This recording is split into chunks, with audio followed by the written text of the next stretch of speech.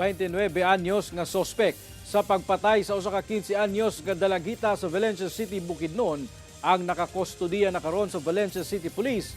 Human kini misurrender sa usa ka tribal leader. Sospek giangkon nga gi-rape ang biktima, una gipatay. Ani ang dugang detalye.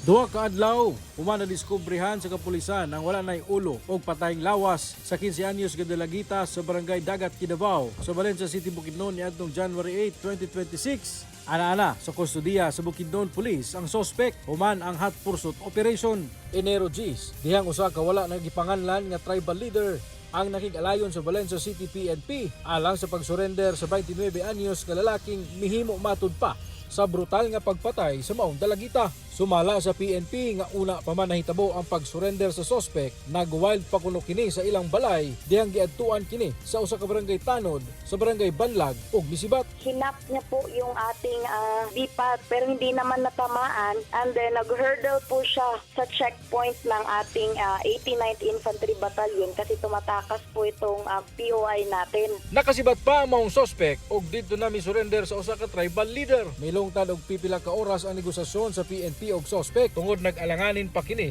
pag-surrender. Pag-abot sa Valencia City Police, gipaatubang gilayon kini sa usa ka abogado aron makuhaan sa iyang extrajudicial confession. Nag-confess siya na noong January 6, 2026, nirape niya at pinatay ang biktima na sa may tubuhan doon sa may sitio Sinait, barangay Dagat, Kidabao, Valencia City, Bukidnon. Dakong tabang matud pa ang 200,000 pesos nga reward money gikan sa Valencia City LGU sa pagpasurrender sa sospek. Ginasuwayan pa sa GMA Regional TV1 Mindanao nga makuha ang pahayag sa sospek. Kasong murder ang ipasaka batok sa sospek kaysa kasamtangang balog na sa prisuhan. Ako si James Paulo Yap, 1 Mindanao.